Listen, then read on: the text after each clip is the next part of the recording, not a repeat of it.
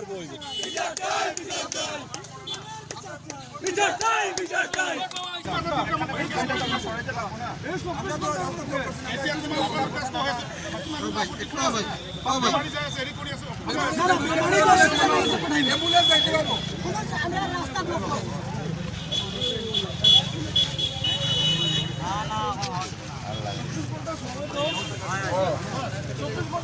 দেখেছি এবং শুনেছি যে আমাদের এক হিন্দু বোন বদরপুর থেকে শ্রীভূমি শহরে আসার সময় একটি বাসে উঠে এবং সেই বাসে 3টা মৌলবাদী জিহাদির বাচ্চারা সেই মেয়েটির সাথে বলপূর্বক অশ্লীলতা করার চেষ্টা করে। যখন মেয়েটি নিজের অস্তিত্ব বাঁচায়, শারীরিক অস্তিত্ব বাঁচানোর জন্য কোনোভাবে বাস থেকে হাল্লা চিৎকার করা শুরু করেছিল, তখন মেয়েটিকে সেই চোরগুলোর একটি পাশে গাড়ি থেকে লাথি মেরে বের করে দেওয়া হয় এবং মেয়েটি আজকের দিনও সিভিল হসপিটালে আইসিইউতে ভর্তি আছে। আজ আমরা শ্রীভূমি জেলার বজরং দল আমরা মাঠে নেমেছি। আমরা পুলিশ প্রশাসনকে গতকালকে আমরা নামার ইচ্ছা ছিল, কিন্তু পুলিশ প্রশাসনকে আমরা সময় দিয়েছিলাম, সেই সময় পেরিয়ে গেছে আজ। তাই আমরা আজ শহরের সব বজরঙ্গি ভাইরা মাঠে নামতে আমরা বাধ্য হয়েছি এবং আজ আমরা এসটিসি বন্ধ করেছি এবং এখন আমাদের প্রশাসনের কর্তা ব্যক্তিরা আমাদের কাছে এসেছে, ওনারা আমাদেরকে বলেছে সময় দেওয়ার জন্য।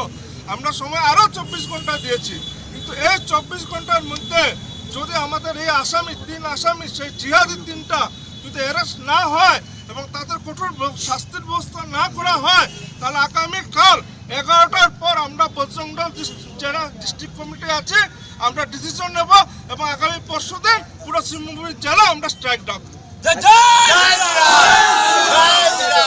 উঠাউঠি এই ধরনের পরিস্থিতি করেছি।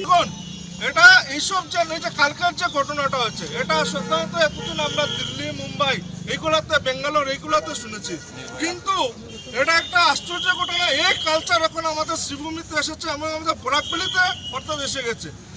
আমার একটা মনে হয় যে আজকে এই যে ঘটনাটা, এটা যদি গুয়াহাটিতে হতো তো এই 12 ঘন্টার মধ্যে অনেক বড় পদক্ষেপ নেওয়া হতো, কিন্তু এটা হয়তো শ্রীভূমি জেলা থেকে এখন পর্যন্ত আমাদেরকে রাস্তায় নামতে হচ্ছে। এটা আমাদের একটা মানে মনের মধ্যে একটা ক্ষোভ যে দেশের মধ্যে আমাদের সরকার, রাজ্যে আমাদের সরকার, এরপরও বজরং দলকে একজন আসামিকে অ্যারেস্ট করার জন্য রাস্তায় নামতে হচ্ছে। হ্যাঁ, এটা আমাদের জন্য একটা লজ্জার বিষয়, এটা বহুত বড় লজ্জার বিষয়। তাই আমি এই সরকারকে আমি আবেদন জানাচ্ছি মাননীয় ডক্টর হিমন্ত বিশ্ব শর্মা মহাশয়কে যে এদের বিরুদ্ধে যাতে কঠোর থেকে কঠোর ব্যবস্থা নেয়, এই রেপিস্টদের বিরুদ্ধে যাতে আগামী দিনে রাস্তায় চলার সময় আমাদের মা বোনদের ইজ্জত বজায় থাকে এবং সমগ্র দেশে একটা কঠোর আইন এনে এই দর্শনকারীদের বিরুদ্ধে একটা কঠোর আইন আনার আমি দাবি জানাচ্ছি আমাদের আসাম